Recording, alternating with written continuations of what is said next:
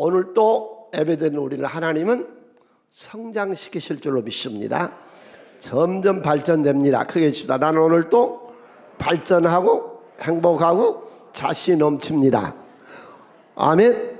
오늘의 말씀은 교리적인 것보다는 우리 삶의 아주 대단한 얘기는 아닌데 중요한 얘기입니다. 이 그림을 늘 생각하세요. 성경은 그림책입니다. 히브리 교육은 그림이에요. 헬라 교육은 이론적이고 논리적이죠. 그러니까 세계 교육의 큰 두 산맥이 히브리식 교육과 헬라식 교육인데, 헬라 교육은 그림이에요. 이 그림을 여러분 늘 생각하세요. 이게 사내들인 회원 70명이 앉아있는 좌석입니다. 법관, 법복을 입고 모자를 쓰고 앉아있고, 여기 좀 제수가 서 있습니다. 네, 이런 그림인데 오늘 말씀은 이런 내용이에요. 이 재판석에 제수가 바울이거든요. 바울이 이 사람들을 바라보는 눈, 이 사람들을 평가하는 눈, 판단하는 눈, 그 다음에 자기 자신을 제수니까 변호할 거 아니에요. 나는 이렇다고, 변호사 없이 자기가 변호하거든요. 자기 자신을 변호해요. 그 얘기, 그런 말씀. 그리고 이 사내들인 회원 70명을 전부 다 뒤집어 버립니다. 이 사람들을 엉성하게 패싸움을 일으켜버려요. 약간 좀 엉성한 그림으로 그리죠. 주제는 그거예요. 첫 번째 주제가 청중을 바라보고 내리는 이 바울의 결론, 자기 자신의 변명. 그다음 세 번째 걸 다 뒤집어 버립니다. 그리고 나서 이 바울을 빼내서 그날 밤에 바울이 감옥에 가 있는데 이때 하나님 나타나세요. 이 그림을 늘 생각하세요. 그러면서 우리가 이 세상을 살아갈 때에 이 그림이 많이 나타날 거예요. 앱돈. 성경은 다 그림책이에요. 바울 사도가 좀 잡혀서 감옥에 갔습니다. 쇠사슬에 매어서. 그것이 어떤 길이라고 그랬어요? 그게 살리는 길입니다. 수만 청중이 예루살렘에서 바울을 죽이려고 돌을 들어 치고 사람들이 전부 쳐요 지금. 그런데 살 수 있는 길은 뭐예요? 천부장이 와서 그를 쇠사슬에 매서 감옥으로 끌고 가야 청중이 안 치죠. 그래서 지난주에 우리가 들은 말씀 중에 때로 우리는 내 자신을 거듭나게 하기 위해서 역경을 만나게 할 수도 있고, 또 바울 사도도 이런 역경을 당하는 걸 보면 의로운 자가, 인과응보가 아니에요. 기독교는 의로운 자가 하나님 나라를 위해서 핍박을 받을 수도 있고, 또 바울처럼 점점 성장하기 위해서, 혹 오늘 예배를 드린 분 중에 내가 어떤 어려움을 당하고 있다 그러면은 지금 당신 훈련을 하고 있든지, 아니면 껍질을 벗겨서 새로운 사람 태어나게 하든지, 뱀이 허물을 벗고 새로 태어난 것처럼 내가 새로 태어나게 하는 과정인지, 아니면은 다윗처럼 더 성장시키기 위한 그런 하나님의 훈련인지 잘 판단하시고 잘 이겨나가시기를 바라고 거기서 탈출해 나오시기를 바랍니다. 이제 천부장이 잡아왔어요 바울을. 도대체 무슨 죄냐? 로마에 반역한 죄가 아니에요. 현행범으로 살인한 것도 아니고, 누구 것을 도둑질하는 것도 아니고, 그렇다고 로마에 반역한 죄도 아니고, 죄가 있어야, 제목이 있어야. 가만히 보니까 유태교의 이제 종교 문제인 것 같습니다. 그래서 사내들인 회원들에게 부탁을 해요. 의뢰를 해요. 재판을 해달라고. 그때 이 사내들인 회라는 어떤 거냐면은 이스라엘 자치기관의 최고 통치기관입니다. 그러니까 로마가 통치하고 있어서 자치권을 줬거든요. 두 번째로 여기서 법을 만듭니다. 법. 이스라엘 국민들의 법을 여기서 만드는 게 입법부예요. 여기서 왕과 제사장을 임명합니다. 행정부예요. 여기서 재판합니다. 사법부예요. 반역죄를 여기서 재판하거든요. 그러니까 이 산헤드린이라는 것이 굉장한 권력이 있지요. 여기 있는 사람들은 대표적으로 부와 권력이 다 있는 사람들입니다. 그래서 이 기관을 소집해요. 회를 열어요. 그래서 바울 사도를 재판하는 장면이 지금 사도행 22장 30절에서 23장 11절까지가 바울 사도를 지금 재판하고 있는 장면이에요. 오늘 말씀 이해되세요? 무슨 말씀인가? 어디를 보고 있는가? 오늘 말씀은 이렇게 잘 이해가 됩니다.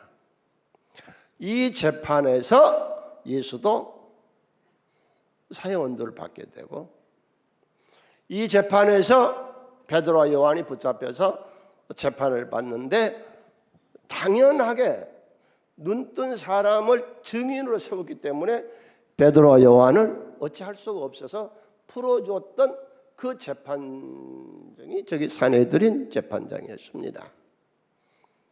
그래서 그렇게 말하지요. 너 다시 복음을 전하면 죽여버리겠어. 그렇게 유업해서 여기서 풀어주죠. 그러니까 베드로 요한이 뭐라고 그래요? 크게 한번 해줄까요? 내가 하나님의 말을 들을까? 사람의 말을 들을까? 판단하자. 내가 하나님의 말을 듣겠느냐, 사람 말을 듣겠느냐. 그게 이 자리예요. 세 번째 성경에 나오는 이 재판석이 스데반이 여기서 재판을 받습니다. 스데반이 여기서 재판을 받으면서 성경 창세기에서부터 쭉 여기까지 설교를 해오죠. 그래서 스데반은 여기 재판석에서 사형 언도를 받고 돌에 맞아 죽여버립니다. 그 자리에 지금 바울이 쓴 겁니다.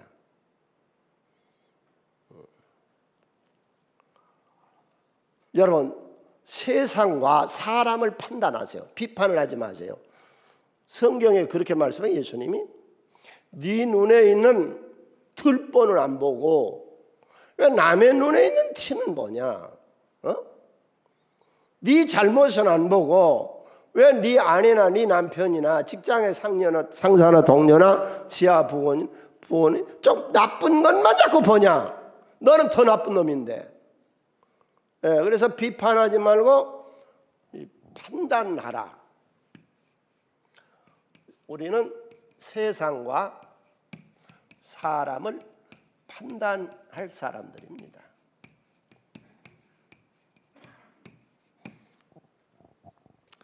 바울이 이 청중을 볼 때에, 여러분 이 그림 잘 기억하시고 늘 그렇게 하세요. 큰 권력을 가지고 있습니다. 엄청난 권력을 가지고 있습니다. 굉장한 재산을 가지고 있습니다. 그런데 이 재판석에서 재판을 받았던 예수나 베드로나 요한이나 스데반이나 바울이나 이 사람들은요, 부와 권력을 안 봐요. 뭘 봐요? 네가 구원 받았느냐 못 받았느냐, 네 속에 지금 예수가 살고 있느냐 살고 있지 않느냐. 사람 그렇게 구분해요. 그러니까 여러분도 사람을 볼 때에 그 사람의 부와 명예와 권력과 학력과 재산과 가문과 이런 거 보지 말고, 사람 볼 때 네가 구원을 받았느냐 못 받았느냐, 네 속에 지금 예수가 살아있느냐 네 속에 예수가 없느냐로 사람을 판단하시기를 바랍니다. 판단하라 그랬어요. 마태복음 7장에서 예수님이 산상수훈에서 비판하지 말아라. 고린도전서 5장 12절로 13절에 밖에 있는 사람들은 판단하는 것이야 내게 무슨 상관이 있으려마는 교회에 앉는 사람들이야 너희가 판단하지 아니하랴. 판단하라. 밖에 있는 사람들은 하나님이 심판하시려니와 이 약한 사람은 너희 중에서 판단해서 내쫓아버리라. 교회에서 못된 것들은 내쫓아버리라. 응? 교회에서 못된 짓 하는 것들은 판단하라. 그러니까 우리는 사람을 자꾸 볼 때에 그 사람의 부와 명예를 보거든요.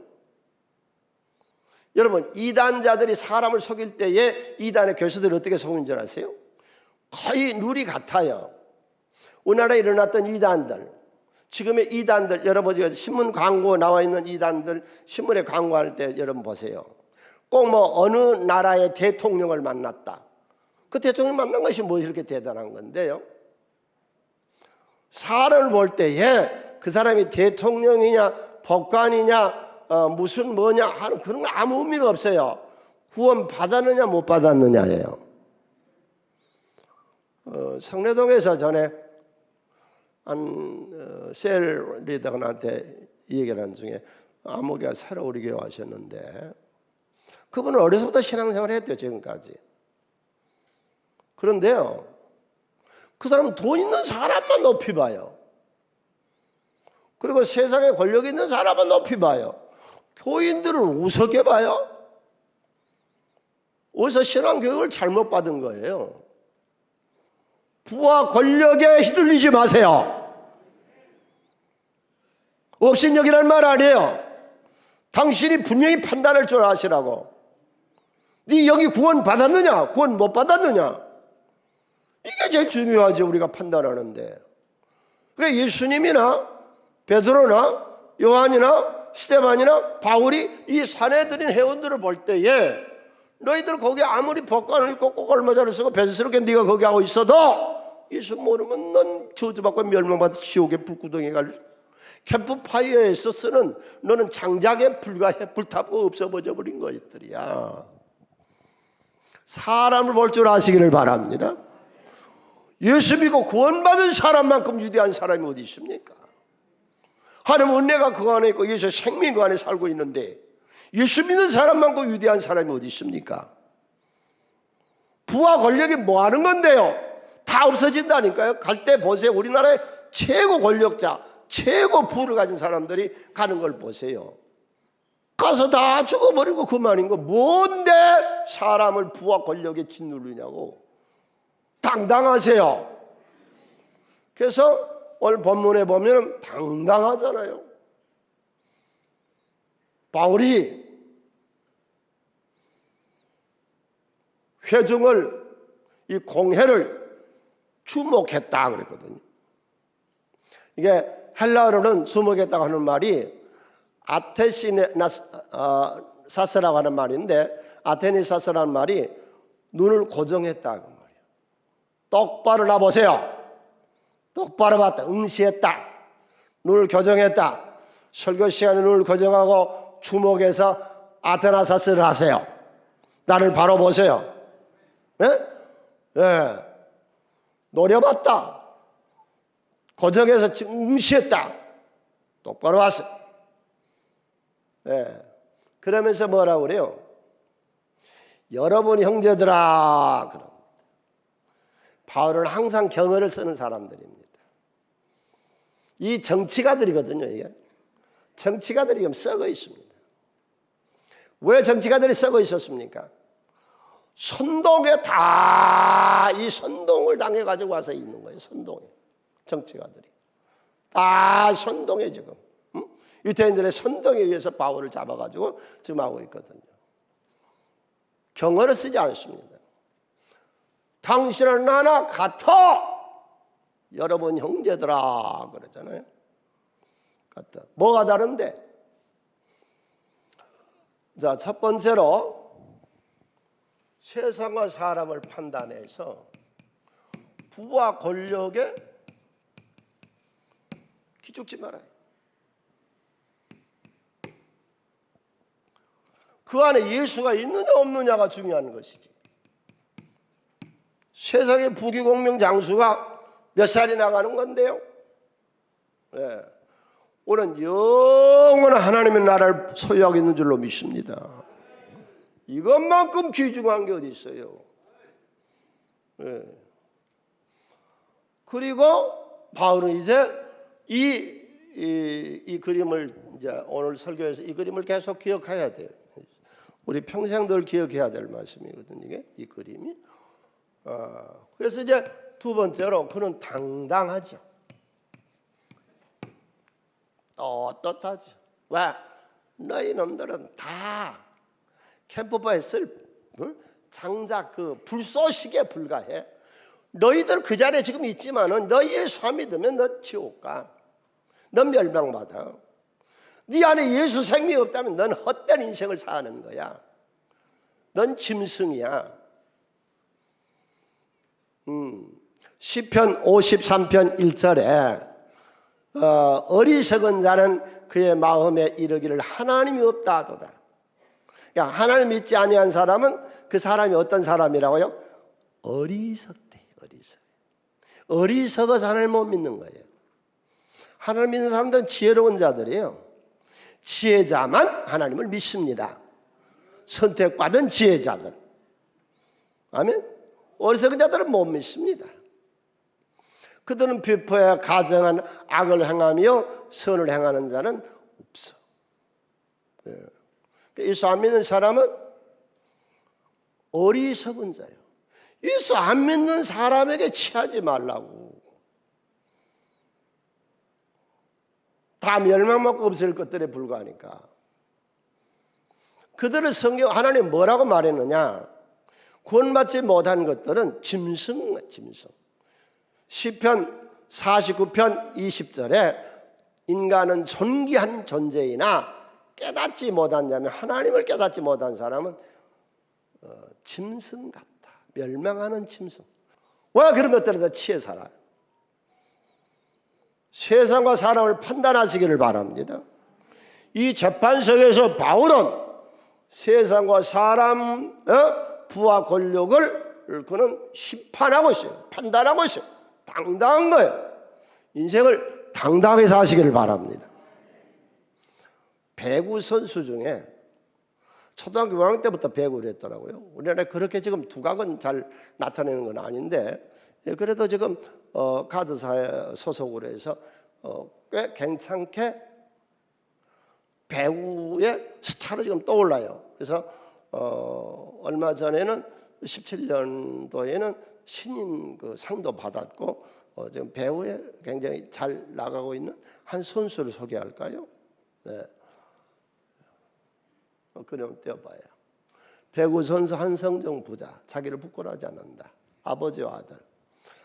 아버지가 9남매 중에서 7번째를 낳았는데, 형이 아버지 어머니 일 나가는 사이에 형이 애를 업고 놀고 있다가 떨어뜨려 버렸어요. 그래가지고 애가 많이 다쳐가지고는 장애가 돼버린 거예요. 그래서 아버지는 지체장애 상급이에요. 아버지는 키가 134cm, 난장이 적지요. 뭐 커요. 더 이상은 크질 않아요. 아들 키는 195cm. 아들은 항상 우로를 쳐다본대요.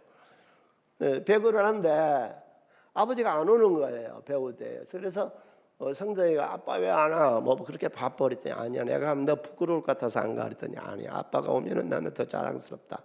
그래서 그 뒤로부터는 한 번도 아들이 배우 대하는데 빠지질 않았대. 이번에 연애를 해서 결혼할 상대자하고도 아버지를 그렇게 존경하고, 나도 나중에 아버지가 될 건데 우리 아버지만큼은 될런지 모르겠다. 왜 부모를 부끄러워하는데? 왜 직업을 부끄러워하는데? 뭐 때문에 삶을 부끄러워하는데? 아무것도 부끄러워하지 마세요.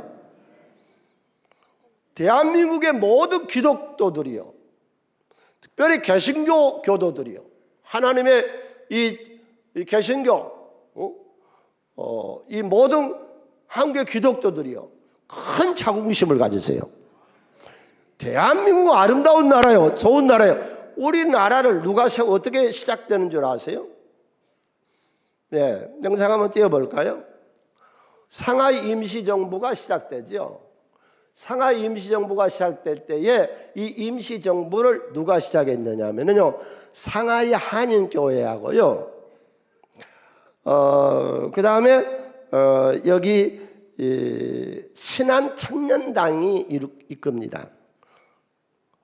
상하이 임시정부를 누가 이끌었다고요? 상하이 한인교회하고 말해도 잊어버려. 이건 알아야 돼. 우리가 우리나라의 기초가 된 이 상하이 임시정부는 거기 상하이에 있었던 한인교회하고, 그 다음에 크게 한번 얘기해봐요. 신한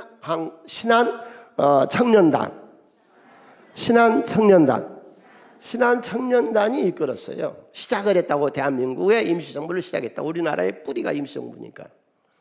이때 국무총리로 이승만이었고, 내무총장이 안창호고, 예무장 김구식이 전부 기독교인들이요.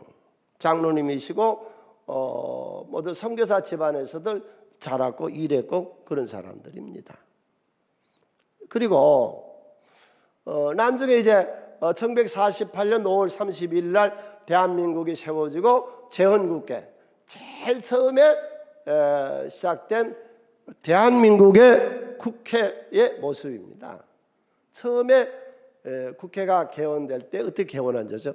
하나님께 기도하면서 시작됩니다. 상하이 임시정부의 그 법의 제7조문이 뭐라는지 7조문이 하나님 우리나라를 사랑에 세웠다 그렇게 나와요. 신이. 대한민국 독립 1차 여기서 열게 된 것은 우리가 하나님께 감사할 것이다. 그래서 제일 처음에 그 이윤영이라고 하는 목사님이 국회의원이 됐는데 그분이 나와서 기도를 해요. 속교록에 나와 있죠. 이윤영 장로님의 목사님의 기도죠. 이 우주와 만물을 창조한 인간의 역사를 섭리하신 하나님이시여, 이 민족을 돌아보시 땅에 축복하여서 감사 넘쳐 우리 있게 하심을 주님께 저희들은 성심으로 감사하는 이 기도문 다 한 4분 돼요. 그래 길어서 여기까지만 삭제하겠습니다. 이 대한민국을 기독교가 세웠다고. 상하이 임시정부를 기독교가 세운 거라고. 대한민국을 세울 때에 기독교들이 세웠고요. 처음에 개원할 때에 목사님이 나와서 기도하고 세운 나라라고. 우리나라가. 믿습니까? 당당하세요. 네. 그래서 바울 사도가 이 산헤드린 회원들을 볼 때에 부와 권력을 본 게 아니고 네 속에 예수가 있느냐 없느냐, 그러니까 우리가 사람을 판단할 때 그렇게 하라고. 세상에 취하지 마세요. 어떤 것도 그 속에 예수가 있느냐 없느냐가 중요한 것이지, 부와 권력과 미 그런 건 다 늙고 다 썩고 없어질 것들이요. 오늘 이 말씀에 세상을 판단하시고 세상에 기죽지 말고 당당히 사시기를 바랍니다. 다음에 두 번째로 바울이 이제 자기 자신을 변명하지요. 자기 자신을. 내가 나를 증명해요. 이 부분은 퍽 중요한 얘기예요. 은혜가 나를 증명하세요. 다른 사람이 말고. 양심적으로 살았는가? 그 얘기를 시작합니다. 양심. 양심은 고린도서에서 너희 것이 아니고 남의 것이니 그러는데 이게 영의 수문장이거든요. 악이 들어오지 못하게 우리 영의 세계에, 영이 있는 걸 내가 증명할게요. 여러분 공부해서 아는 지식이 있죠. 그 다음에 오늘 또 은혜가 돼요. 감정이 있죠. 불쌍하게 여기는 마음, 막 희노애락을 느끼는 감정이 있죠. 의지력, 유난이야! 딱 끊어버리는 거. 지정의가 우리 속에 있죠. 이거 혼의 세계거든요. 그런데 양심은 전혀 다르잖아요. 이건 아니잖아요. 양심. 그 다음에 직관. 갑자기 깨닫고 떠오르는 그런 그 깨달음. 느끼고 깨달음. 이 직관은 지정의 세계는 아니잖아요. 지금 이 시간 우리는 누가 교통하고 있어요? 하나님과 영교하고 있죠. 이것이 영의 세계예요. 영 있는 증명 아시겠어요? 그런데 이 영의 수문장이 양심이에요. 그런데 여러분들은 다 양심이 썩어 있어요 지금. 왜? 우리나라의 적국인 로마는 나를 살리려고 하고 있고 우리 조국인 내 백성은 나를 죽이려고 하고 있어. 이 양심은요, 이게 타락을 합니다. 깨끗하고 청결한 양심을 끝까지 유지하시기를 바랍니다. 이게 예수 믿는 사람이죠. 예수의 피로. 네. 내 크게 한번 해줘요. 내 양심아, 청결하고 깨끗하고 타락하지 말라.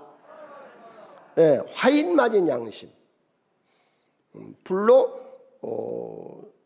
서부 영화에 보면은 이렇게 뭐 죄이다, M이다 해서 찍어버리죠.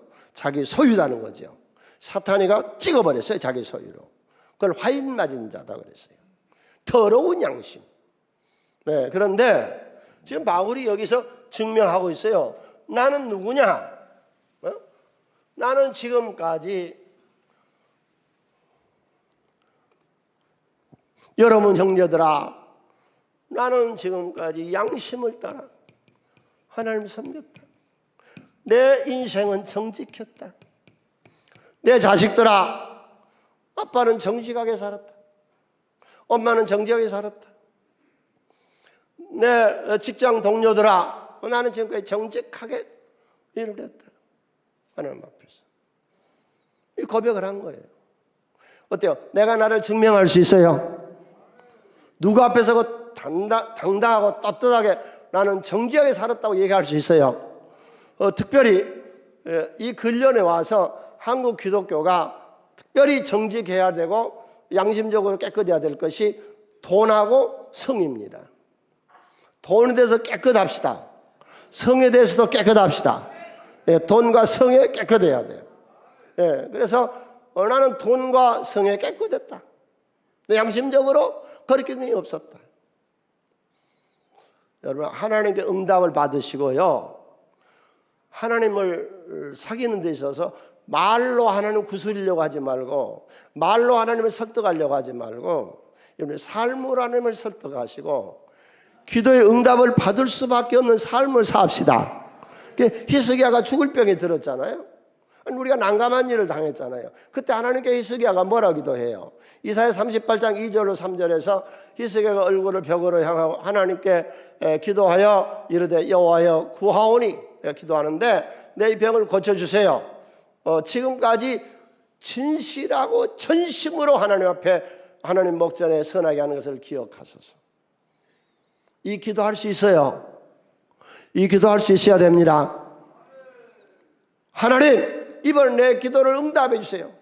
내가 하나님께 진실하게 살았던 것, 양심적으로 정직하게 살았던 것.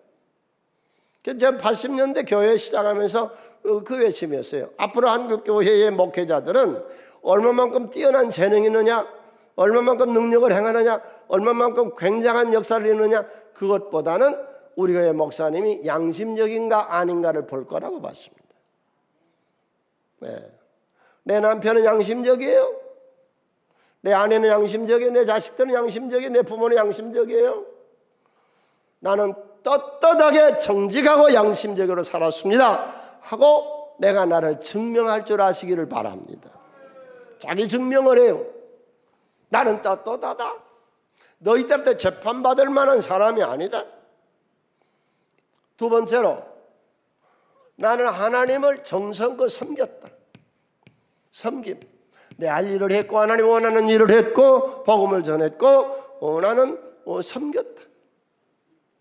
하나님 믿는 사람들이요, 하나님을 섬겼습니까? 52주 1년 52주를 범하지 아니하며 이제 7월 말 8월 초에 모두 여행들을 가고 휴가를 갈 때도 나는 여전히 하나님을 섬깁시다. 꼭 주일 예배를 지켜갈 수 있도록 일적 배정을 해요. 하면 사람도 할 수 있으니까. 또 할 수 있으면 뭐 특별한 경우가 있겠지만은 할 수 있으면 새벽에 꼭 나와서 하나님을 만나고 하루를 의논하고 기획하고 하나님을 성장하고 성숙해 나가시기를 바랍니다. 하나님을 섬겼어요. 믿음의 사람들은 하나님을 섬겼어요. 아브라함 하나님을 섬겼어요.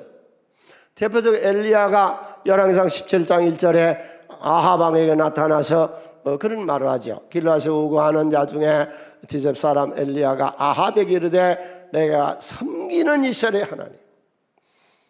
이 장면 잘 보세요. 하나님은 우리 이용 대상이 아닙니다. 하나님이 사람에게 이용당하지 않습니다. 왜 기도의 응답이 없어요? 이용하려고 하는 게 응답이 없습니다. 하나님은 우리 주머니 속에 놓고 다니는 알라딘의 램프가 아닙니다. 하나님 나와라 나와라 나와라, 마왕아 나와라 나와라 나와라, 나에게 큰 기와 재판을 줘라, 그런 신이 아닙니다. 내 비서가 아닙니다. 나는 때로 기도할 때에 뭐 이루어달라 하면서도 깜짝 놀랄 때 있어요. 하나님 내 비서인가? 하나님 당신 비서요? 이거 해주라면 해줘야 되고 저 해주라면 해줘야 되고, 그럼 비서요? 네? 알라딘의 램프요? 나와라 나와라 하나님만 나와라 하나님만 나와라, 이번에 내 병 고쳐줘야 된다, 그런 뭐 마법사요? 이용의 대상이요? 하나님의 섬김의 대상이요. 우리 하나님을 섬길 때에 필요하면 하나님 역사하실 줄로 믿습니다. 예. 그래서 능력을 행했던 엘리야, 하늘에서 불이 떨어지고 3년 가물었던 가뭄이 해갈되고 홍수가 나게 했던 그 역사는 하나님이 섬겼기 때문에 역사가 일어난 겁니다. 섬기지 않으면 역사가 안 일어난 겁니다. 그래서 바울이 이 사람들을 주목해서 나는 양심을 따라 정직하게 내 인생 살았고 하나님을 섬겼다. 그렇다면 이제 나의 고백을 합시다. 나의 고백, 나의 간증이죠. 나의 증명이죠. 내가 나를 한번 간증해봐요. 나를 한번 간증해봐요. 혼자 살고 있어요. 애롭고 쓸쓸해요. 우울증에 걸렸어요. 아무 천지 봐도 도와준 사람이 없어요. 네? 혼자 사세요. 하나님 어디 가셨는데요? 하나님과 항상 임마누엘 함께 살았어요. 심각한 문제가 있어요. 고통의 문제가 있어요. 인간은 고난을 위하여 났나니 이번 주도 고난이 있어요. 지난번에도 고난이 있었어요. 고난을 피할 수가 없어요, 일생 동안. 그런데 그 고난 당할 때 우리가 뭘 해야 돼요? 여호사밧 왕이 모압 암몬 연합군이 쳐들어왔을 때, 심각할 때, 나라가 위기를 당할 때 하나님이 그 위험할 때 뭐 하러 간 줄 아세요? 당신이 그 위험할 때 뭐 하러 간 줄 아세요? 네? 아주 위험할 때 뭐 하러 간 줄 아시냐고. 역대하 20장 22절에 노래하래요. 찬송하래요. 즐기래요. 크게 저 인생을 즐기는 자는 반드시 승리한다. 노래하고 즐기래요. 이 전쟁은 내게 속한 것이니 하나님이 이 전쟁에서 승리하게 해주거든요. 여호사밧 임금 때 모압 암몬을 쳐버려요. 세일산 주민들을 치게 했으므로 그들이 다 패했어요.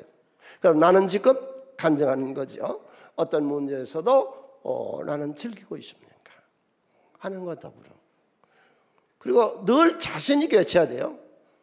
나는 정직하게, 따라서 해야죠. 나는 정직하게 살 자신이 있다. 나는 겸손하게 날 자신이 있다. 나는 내 일에 성공할 자신이 있다. 다른 것보다 세 가지는 주 안에서 이루어져야 돼요. 그 다음에 바울이 이렇게 보니까 이 사람들이 두 배로 나누어져 있습니다.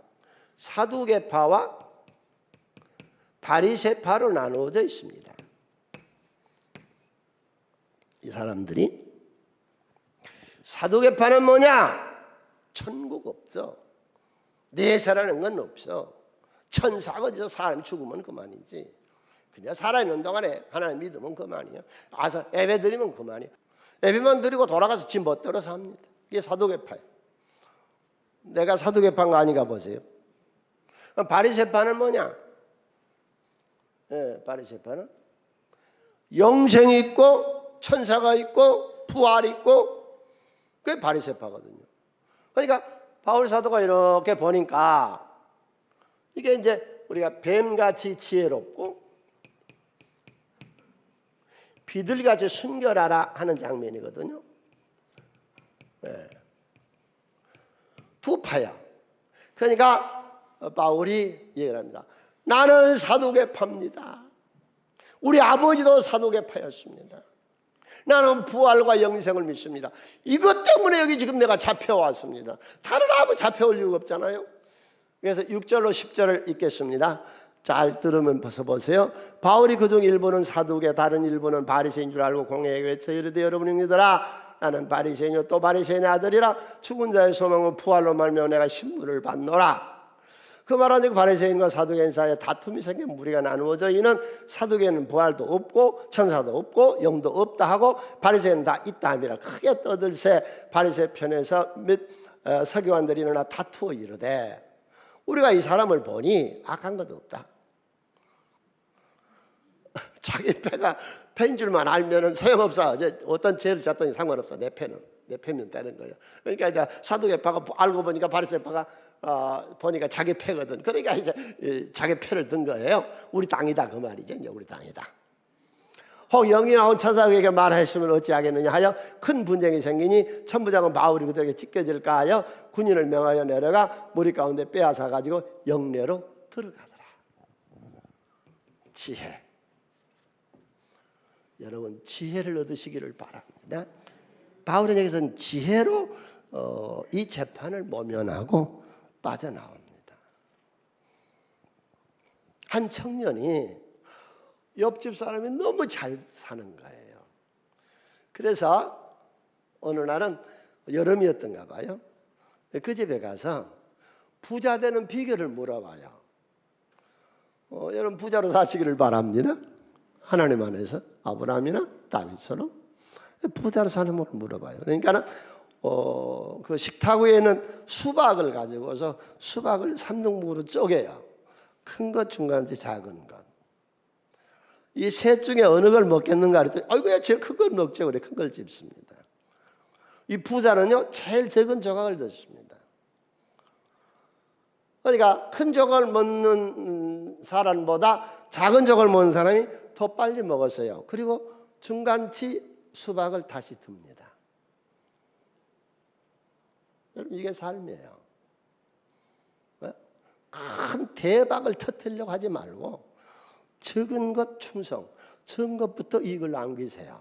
그러면 또 다른 이익이 거기 남아 있어요. 그래서 결과적으로 수박은 누가 더 많이 먹었어요? 대박을 터뜨려 큰 걸 붙잡은 사람보다 적은 걸 붙잡은 부자가 더 많이 먹었어요. 영국에서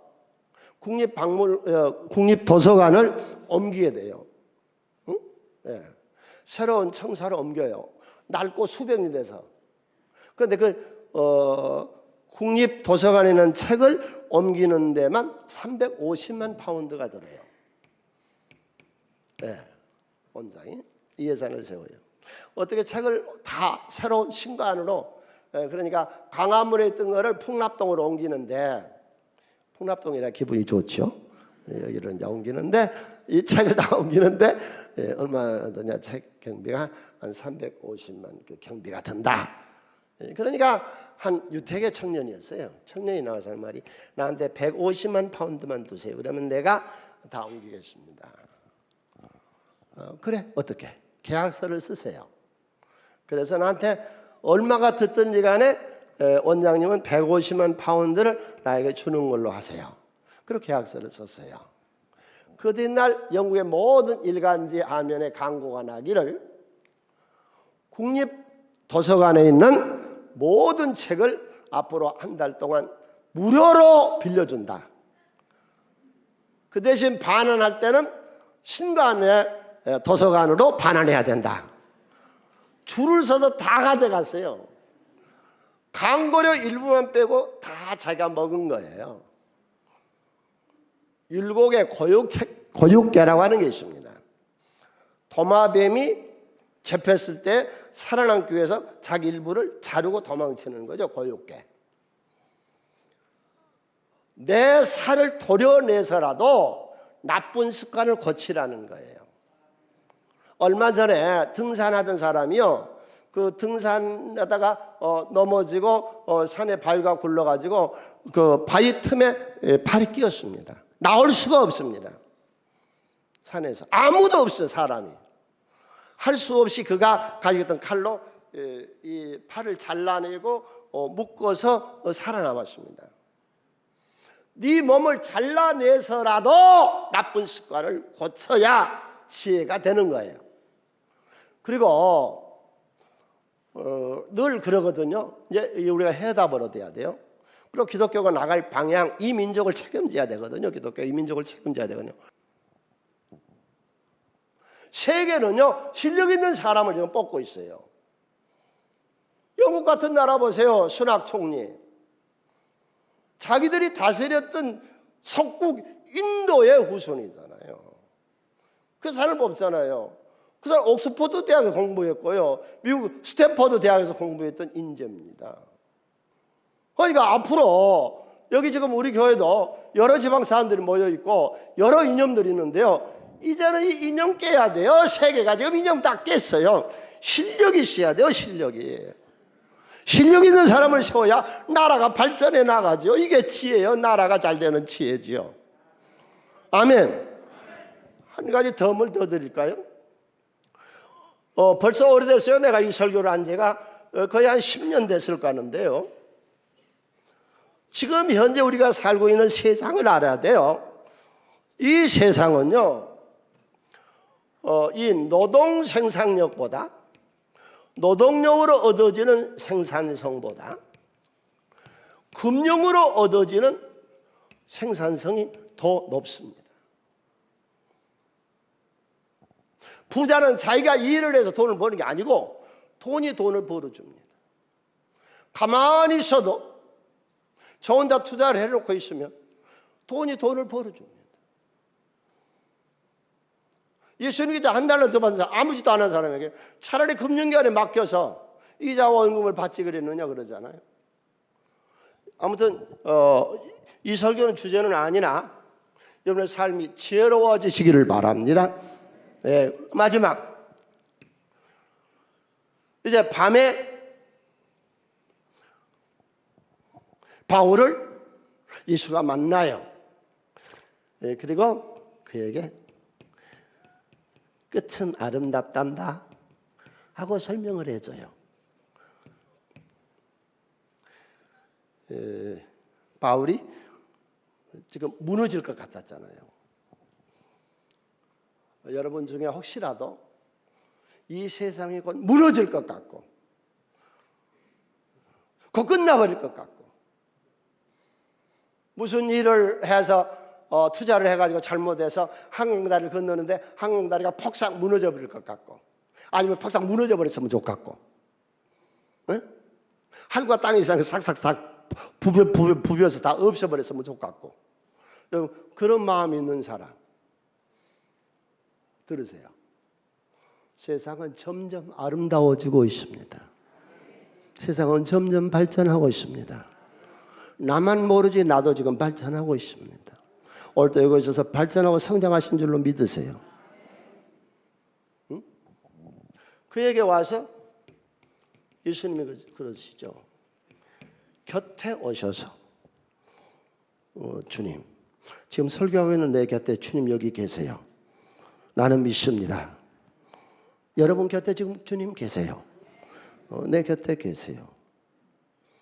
그런데 이 주님이 나에게 책망을 안 해요. 응? 교정을 안 하세요. 왜? 내가 실수를 많이 했거든요.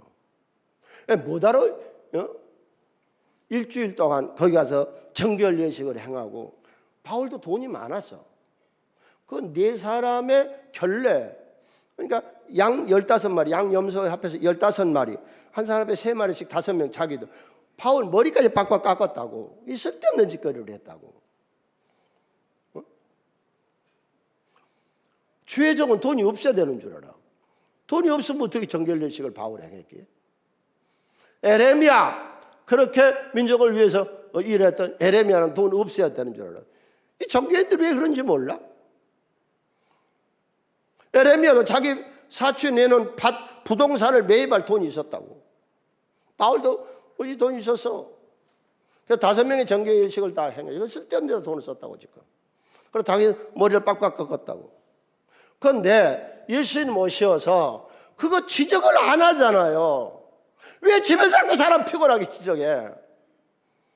직장에서고 교회에서고 왜 교회에서 남의 일 지적하냐고. 예수님도 안 하는데. 이 바울이 쓸데없는 짓을 했다고. 쓸데없는 돈 썼다고. 머리 빡빡 깎고 이 짓거리를 했다고. 그런데 지적 안 하잖아요. 격려하고 담대 두려워하지 마라. 응? 두 번째 그때서 그러잖아요. 담대하라. 여러분 담대하려면 어떻게 하면 담대해져요? 무서워 말고 떨지 말고 두려워 말고 놀라지 말라. 어떻게 하면요? 자신감 있으면 두려워가 놀라지 않습니다. 떨지 않습니다. 자신감을 가지시. 어떤 자신감? 너는 반드시 로마에 설 것이다. 네 끝은 아름다울 것이다. 내 끝은 해피엔딩으로 끝난다. 너는 반드시 로마 황제 가이사 앞에 설 것이다. 출애굽한 이스라엘 백성들의 하나님이 너희들은 반드시 적과 꿀인 가나안 땅으로 들어갈 것이다. 들어갔잖아. 응? 아무것도 없이 개나리 벗집 하나 들고 멀리 객지로 떠나는 베델에서의 야곱. 그때 하나님 베델에 야곱에게 나타나서 뭐라고 말씀하세요? 창세기 28장 15절 내가 너희와 함께 있어 너와 함께 있어 내가 어디로 가든지 너를 지키며 너를 이끌어 이 땅으로 돌아오게 할 자라 내가 너에게 허락하는 것을 다 이루기까지 너를 떠나지 아니하리라. 본문 그대로 좀 더 보세요. 대개 서부 영화나 외국 영화를 보면 해피엔딩으로 끝나요. 우리나라 영화는 대다수가요 죽거나 비행기 타고 떠나거나 슬프게 끝나야 봐요. 여러분 내 인생은 슬프게 끝나지 않습니다. 해피엔딩으로 끝납니다. 넌 반드시 로마 황제 가이사 앞에 설 것이고 야곱아 내가 너에게 약속한 것을 다 이룰까지 널 떠나지 아니할 것이니 네 끝은 지금보다 훨씬 더 해피엔딩 하리라.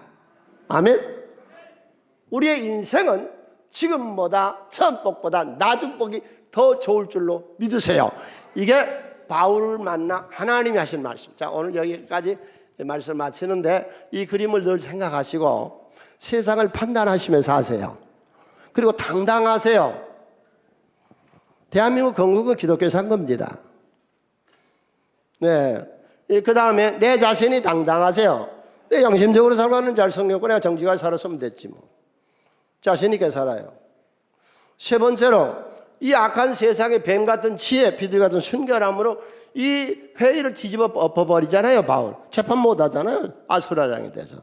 그래서 빠져나오잖아요. 그랬더니 주님이 네가 앞으로는 반드시 로마 황제 가이사 앞에 설 것이다. 그리고 네 인생이 막을 잃을 것이니까 네 인생은 점점 좋아질 것이다. 아멘. 우리 찬양하십니다.